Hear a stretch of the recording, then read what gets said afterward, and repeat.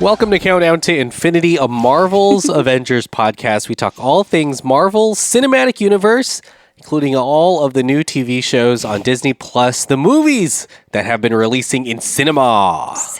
And this week, we're talking about something spooky. Great spanking new. But also really new because it is Marvel Studios' first special presentation. Yes. Kind of a one-off, non-connected type story. Right. Kind of like the one-shots from the comic books. Yep. And that is a little Halloween treat called Werewolf by Night. This is our Halloween episode.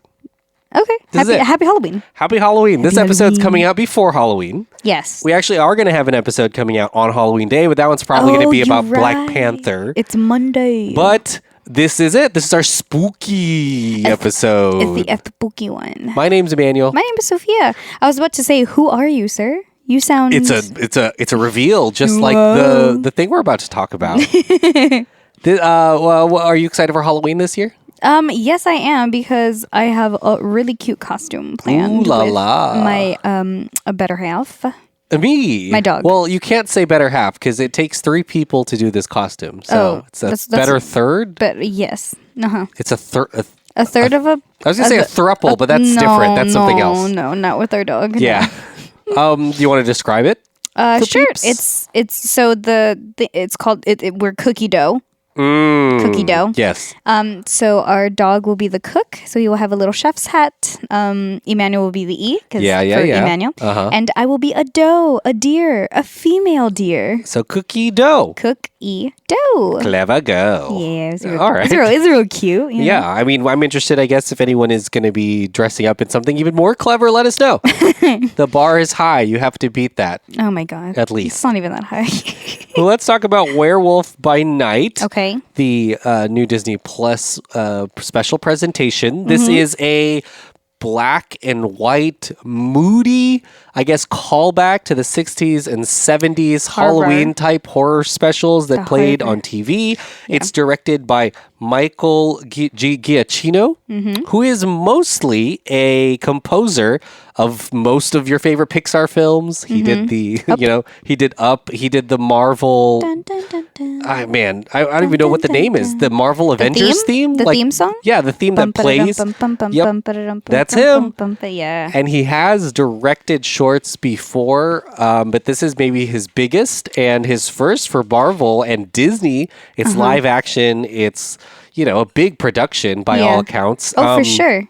And this is centered around the MonsterVerse, basically, of the MCU. Characters from the comic books that are a little bit older, I will say. Maybe from like early Marvel comics. Right. Including the Bloodstones. And it centers around the funeral or the death of Ulysses Bloodstone, a famed monster hunter who calls together other esteemed monster hunters to basically hunt for the Bloodstone. Yeah, hunt a monster so they can win a Bloodstone. But it is actually a family affair because Elsa Bloodstone, his estranged daughter. Shows up. After like 20 years of being gone. After 20 years of being gone. Jack Russell, played by Gael Garcia Bernal, is our main character. Yes. But also we've got some cool performances from Verussa Bloodstone, who is the stepmother to Elsa, played by Harriet Sansom Harris, who is a great actress. She's in Frasier. Yes, she is. As Frasier's agent. There's a lot that happens here. There's a big twist, I would say, crisscross. Applesauce? From monster hunting to monster saving. And then some amazing fight sequences. Sophia, we're going to talk about all this stuff. But Sophia, what did you think of Werewolf by Night? Well, first of all, I was surprised that they were not doing the MASH. The Monster Mash. I was working in the lab late one night. Yeah, you were looking for... I was looking for the MASH. Yeah, you're it like, wasn't happening. It was like, everyone's here. Everyone is put together. Yeah. And Where's Frankenstein? No mashing was going on. I will say that Ulysses S. Grant, which a lot of this is centered around... Ulysses? That's how you know it's an old character. How do you say the name? I say Ulysses? Ulysses. Ulysses? That's what I say. I don't know if that's right. I don't Ulysses. I thought But it was Ulysses, did I say Ulysses S. Grant, who's like a Ulysses? general from Yeah, the that's Civil what I'm War? saying. Like, No, is that how you say that? but The name? I don't know. I don't know either. But Now I'm confused. First of all, that's the first hint that it's an old person because that name isn't really around anymore. No, not at all. But you brought up like Ulysses. Monster Mash. His character in the comic books does do Frankenstein type stuff. Yes, he does. And I mean, I think he fights Nosferatu, which No, is like the okay, oldest nice. vampire ever in the comic book. So, not far off. A lot of that stuff might happen. But Sophia, what do you think about the at least the special that we saw? Yeah, I mean, it was great. It was definitely like a breath of fresh air. Like, we haven't seen any like vintagey type things in a long time. And I do Or maybe love, ever. yeah, or ever. But Maybe a little bit in WandaVision, like some of those yes, sequences. Yeah. I mean, for sure, like that was shot differently. But this I think was really, it went by very quickly, so it was really captivating for me because I was like, wow, like this is one. It was just chunking along, and then like you get the drama from the family, and like. I really love the way that the effects are working with this to make it look like it's film. I don't think it's actually film, but I do love that they have like little like the specks. texture of the and I think the director said he wanted it to look like Twilight Zone. Yes, which like I think is pretty spot on. It also reminded me a lot of Haunted Mansion. For those of you who have not been to the parks yet, you got to check it out because it's a little corny. But I mean it's cool, corny but cool, cool corny. That's a great description of this entire.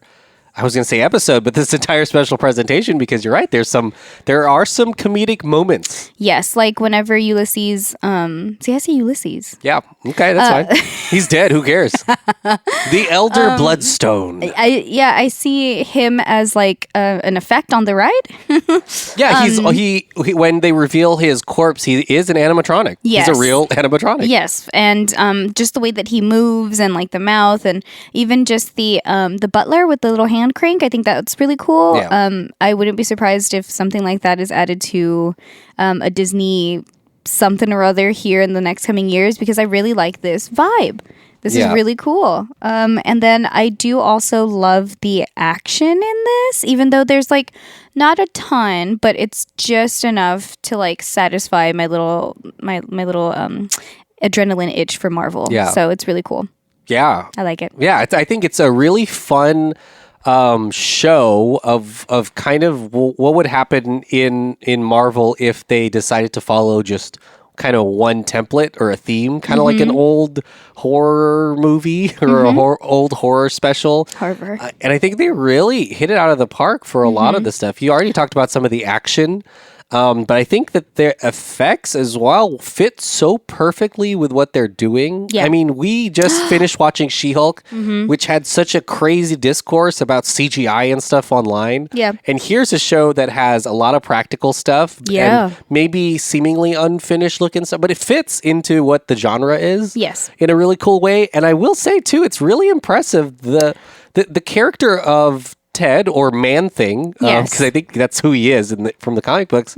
Like, I feel like that worked really well, even when it became colorized towards the end. Yeah. Solid, I think, looking stuff, and I think it all looks like it's part of one piece. And production design, and of course, it's one of the best living movie composers of all time. So the music fits in really well and stuff. But I think even the story is really cool. I think it's nice that, I don't think we watched that many trailers going into this. No. I think even if you did watch the trailer, there was a lot that wasn't explained in it. Yeah. So I think you would have, I know that most people would have thought just from the title, they would have known who the werewolf was and stuff. Yes. But I loved the little twist of them just not being, at least the main characters, the younger Bloodstone, and Jack, like the fact that they're not just classic monster hunters, they actually want to end this whole thing, bring it all to the ground. Yeah. And I think that's really fun for a seemingly simple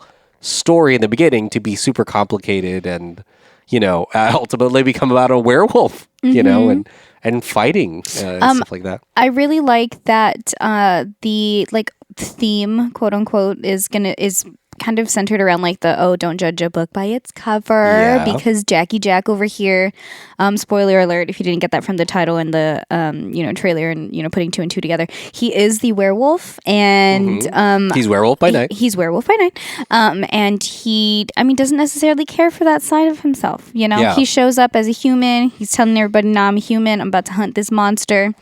And then he ends up being really close friends with the actual monster, Ted. Ted's really cool. Yeah, and it seems like they've been hanging out for a long time. They're long time. Buddies. Yeah, they got a little camping ground going on. Really cute. I also love the way that they showed Jack's transformation into the werewolf after the stepmom kind of goes at him because she's a royal bitch. But I do love the way that they showed it. Eloise was kind of just like terrified. You kind of see a glimpse of this in the trailer, but they showed like the whole thing. Obviously in the movie, in the short, and it was really, really cool. I also love like right after that, like there's that whole scene in the hallway scene. Always good. The camera's pushing in, the door is closing, the light is going out, it's flickering, and then also the blood splatter. They get to show it now, which I think is so cool. Yeah, it was awesome. I loved it. It's a pretty violent show, but I think it's really good, and they get away with it because it is black and white, and it's not like bright, but it's super heightened and stuff like that.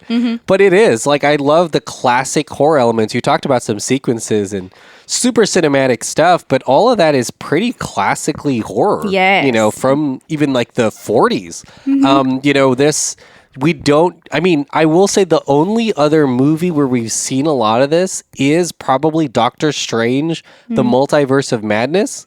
And some people, weren't sure about it, but this it's horror stuff. When you have those fades, when you have the camera, when you have Dutch angles, when you have, all of that's movement, people's reactions, and people kind of being really melodramatic about stuff. Yes. Like all of that works for horror. And it really worked in this. Well, let's talk about, we talked about him a little bit, Ted or Man-Thing. What do you think about...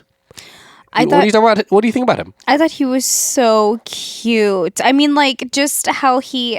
first of all, like, when he is introduced to all of us, to the audience, like, just with his giant hand and, like, kind of wrapping around Jack, I was like, oh my God, he's a goner. Like, this is the actual monster.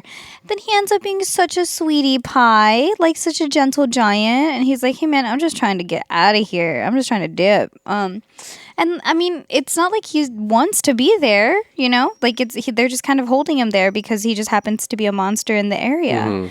But I think he looked really, really cool. Yeah. Kind of like borderline something you would see in like Harry Potter type. But I mean, like I just think that's like, I think he was really cool. Really cool effects. Yeah, and Man-Thing is the Marvel equivalent to Swamp Thing from the DC universe. He's kind of really cool because he's not so much he's kind of like a god, to be honest with you. What? He like protects the swamps, and he has some insane powers, and it's like he's something that is even above and beyond anything that we've seen in the MCU so far. And I think it's cool that he's included in this, and that we see some of the monster side of. I mean, I'm excited to see monsters in the MCU. I mean, we're about to get a Blade movie, and stuff like that. But the Bloodstones and Man-Thing, all that is introduced, and that's really cool. I also like the actual garden that this takes place in. It reminded me a lot of like Hunger Games vibes. Okay. I mean, not actual Hunger Games because it's like in a forest and whatever. But just the fact that it's like in this huge, like, not even a labyrinth because it's not all made out of like plants and stuff. Yeah, but it's still a labyrinth. Is it? It's a maze. It's like a maze. Okay. Yeah, I think it's really cool. And also the actual fights that take place, and we kind of talked about the action, but like when the hunters get into their own fights, that's pretty intense. Eloise can really hold her own, and we kind of talked about this as it was happening. She kind of did like a Black Widow move. Elsa. Elsa, excuse me. When she, that's true, because I was like, Elsa? Like, do you want to build a snowman? Anyways, but yeah, when Elsa, where did I get Eloise from? I don't know. I don't know either. Yeah. That's weird. Anyways, but when Elsa kind of jumps on top of Homeboy's neck and just like spins around, we were like, whoa, okay, Black Widow. Yeah. And it's cool because this little labyrinth courtyard is also, I guess like a Graveyard? A graveyard, or they're called something else. Because you can be buried in one of those instead of like a the box? grave. Yeah, that's called something. Like when you get like a room full of coffins and stuff. Ooh. It's cool that they get that, and that's kind of how they get out of that. I'm like, a closet? No, there's a name you can get buried in one of those, but it's cool because that's part of her kind of reckoning with her history of her whole family. Yeah. And really her wanting to be kind of the last of that line. But yeah, I like it. And If your family was a part of this, would you want to end it or would you want to keep it going? I'd want to end it. I mean, it all depends, of course. Like the line between a monster and a mutant and a supervillain is pretty blurred, I think. You know, like what makes Man-Thing a monster and what makes the Hulk not a monster. You know, like it's kind of funny. Or the Abomination. Or Abomination, especially. So, I mean, it's still really weird. I think that this happens in the Marvel comics a lot, is a lot of the stuff set in the older times. Yeah. It's monsters versus, and it's part of it's because at the time, Universal had their monster series that was really popular with Dracula and the Mummy and Frankenstein and, you know, Frankenstein's Bride. Yep. All of that was so popular. So, of course, Marvel's just like, oh, let's just do that. Let's do that. Yeah. So, I mean, and so it's kind of dated and we don't see it so much in modern Marvel stuff, you know, because we're really into Iron Man and these characters and people like that. Yeah. So, would you consider these superheroes before the title superheroes or soups? I guess not superheroes, but like soups. Yeah, I guess so. I think everyone's a superhero now. We've learned that from She-Hulk. Everyone You're is. right. You're right. Yeah. I mean, anyone who has the Bloodstone, because if we're talking about the Bloodstone, it's a MacGuffin in this because it is like a physical thing that everyone wants, but it gives you power. Yeah. And it also gives you longevity. So that lets, because in the comic books, Ulysses has been alive for a long time because of the Bloodstone. Yeah. So whoever has it can live for a very long time. For a very, very long time. And I think that makes you a superhero. That makes sense. It's kind of like Doctor Strange or Vision. Like it's kind of like holding an Infinity Stone, right? Yeah. Just except it's a bloodstone and it has certain powers. It looks like that. And I don't want to like get ahead of myself, but I wonder if we're so used to how many stones are in the universe. That's what I'm saying. We're so used to stones. My God. But that was just kind of a cop out, right? Like back in the day, like if you just write like what can be something that people can have that's easy to hold and like easy to hide. And it's not even just Marvel. You know, Lord of the Rings, there's like rings? Yes, rings. There's rings and shit, and you know, everything has stuff. Like you physically need stuff in it. The Sorcerer's Stone. I looked it up. A mausoleum. That's what it's called. Oh, a mausoleum. A mausoleum. Yes, you can get buried in a mausoleum. That is the mausoleum. yes. And she's got like her own family has their own mausoleum, which is really, really cool. Yeah. And what was your favorite sequence in the thing? I think we talked about him changing, and of course, like that final act is really cool. Yes, it is. Any of the other ones stand out to you? Let me think. No, yeah, I mean, I really like that one. I think that when Ulysses,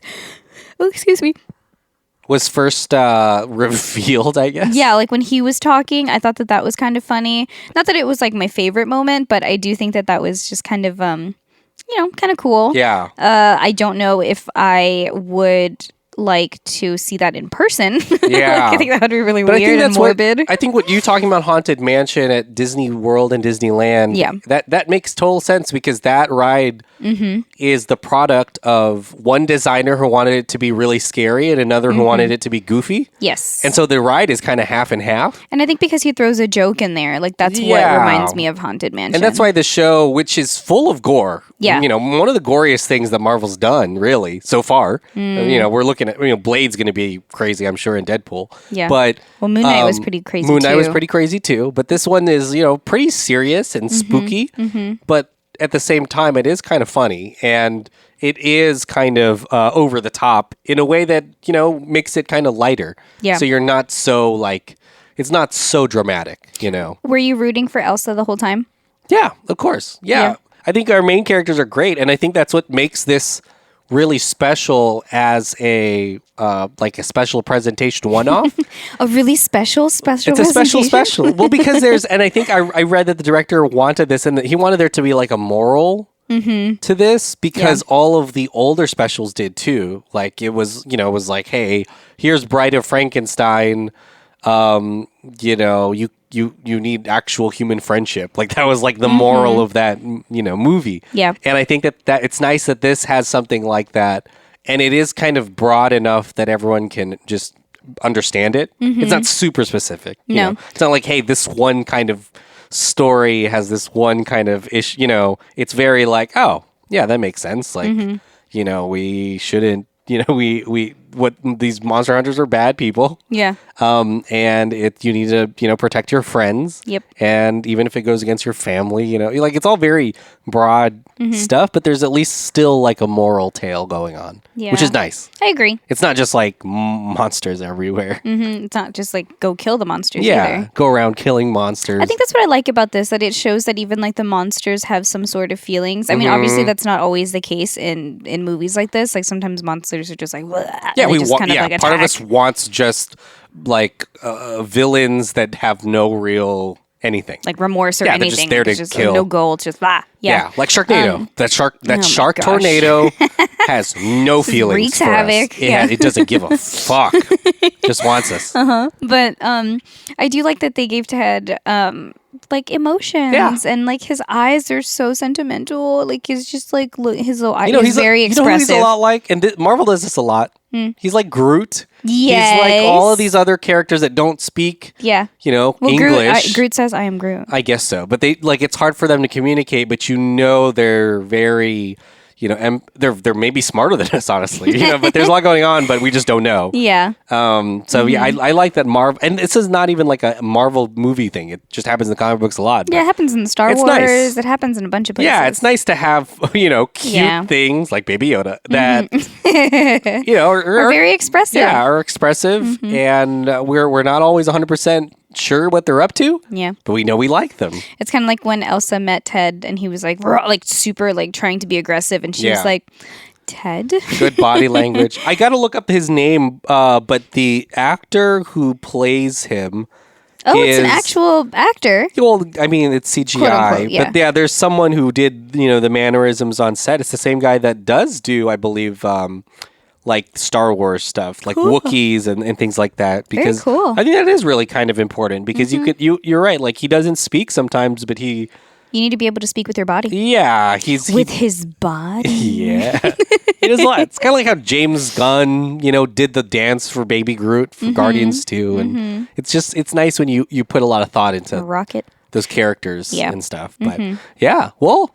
I guess final thoughts on the show, or do you think Marvel should keep doing these kind of special presentations? There's like rumors that Marvel would like to do this more than their 6-episode shows because this is really easy for them to make. Yeah, I mean, I don't know. Kind of just one setting, right? One or two settings. I mean, I don't think that they need to stick to this genre specifically, but if we could have like some others, I mean, I'd be down for it. Yeah, I mean, I just generally think Marvel should do more horror.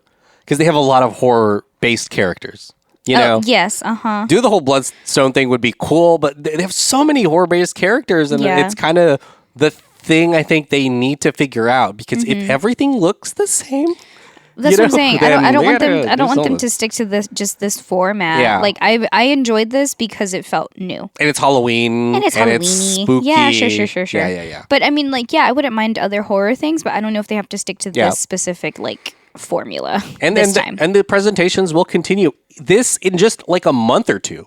We're going to get a Guardians of the Galaxy Christmas special. Right. Which is like this. I mean, obviously it's characters we know. And it's going to be funny and probably filled with music. And Groot, we just talked about Groot. There's no way in hell there's not going to be an ornament on Groot, but it is nice that they do these things. That's funny. I think that they shouldn't shy away from doing new Marvel things. Agreed. Like this. Like, we may not need an entire 6-episode show that might get really long in the tooth. Like, don't just make a show. They have some characters that would be perfect for just special presentations like this. And maybe next Halloween, what do you think if they did another Werewolf by Night. These characters have like long comic book runs, so technically you can do a lot with them. Then yeah, I mean, I don't see why not, but I feel like with Jack and Ted, like I guess the story can just continue because it ends on their friendship and them kind of waking up together. And it's not a huge deal, but it's also in color. Yeah, right. And then also, like, you can tell that Elsa just kind of takes over for the family because the way that the butler kind of talks to her, like, oh, yes, mistress. Yeah. Like, obviously now you're in charge of the house. And Jack was like, is she all good? Or like, what's up? And then Ted was like, yeah, I mean, she's just chilling. So, yeah, I guess we can just check up on the house. Yeah. Annual checkup. That'd be cool. Yeah. I think it would be really fun to, I mean, we got to get more Man-Thing, right? We got to get more Ted. Mm-hmm. Come on. Yeah. Everybody loves somebody Ted. please make a Ted costume. I'd love to see it. Yeah, and we're not talking about that Seth MacFarlane, Peter Griffin not the voice bear. Not the bear. No, we no, want no. Man-Thing. He's had his time. He's had his time. He's had Yes. 2 movies. Yes. With Marky Mark. One movie too many. Oh wow! Wow, hot take. But yeah, I think they should do a ton. And super cinematic. I mean, like I just realized that when the color comes on, they play Somewhere Over the Rainbow. Yes, it's gorgeous. Just like I think we're saying, like Wizard of Oz when the color yes comes in. But yeah. Well, we've come to the end of this episode. Oh. Our Halloween app. Well, I mean, I just love to say, go watch it if you haven't watched it. Yes. Highly recommend. Watch it, and if we were kind of saving it for closer to Halloween. Yeah, too. and it's not even scary. No, not really. No, it's more like exciting. You know what? It's in the mood for Halloween without being spooky. It's in the mood. Yeah. Oh, okay. Yeah, it's in the mood for Halloween, but it's not that scary. It's kind of like Hocus Pocus a little bit. That wasn't that scary. I was not ready. Hocus That's a whole Pocus other. 2. That's a whole other Yeah. conversation for another time. Yeah. For another pod. But that emotionally, I was not ready for Hocus Pocus 2. That's all I'm gonna say about that. But this is a good watch Yes. for Halloween. And honestly, not even if you waited past Halloween, you could watch it too. It's a whole lot for of sure. fun. But we come to the end of this pod. Sophia, what do you have to plug? Just thank you, everyone, for listening and continuing your support. I mean, it really does go a long way. I know I say that every single episode, but it's only because it is true. And if you want to check out any other the shows that are on Dolphin Pod, please do.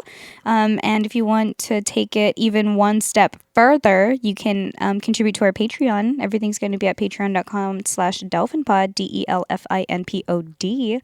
And if you want to follow me on any socials, you sure can. Everything's going to be at _simply Sophie, SOFIEE. I just realized I said a lot in there. So Fillers. Those are called filler words. Yeah, my apologies. I'm going to try not to do that. Too late. We're going to be back next week.